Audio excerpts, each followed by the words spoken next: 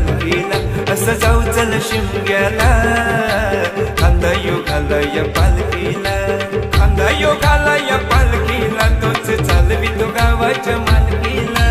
खांदा घाला या पालखीला, तोच चालवितो गावाच्या मालकीला, असं जाऊ चल शिमग्याला,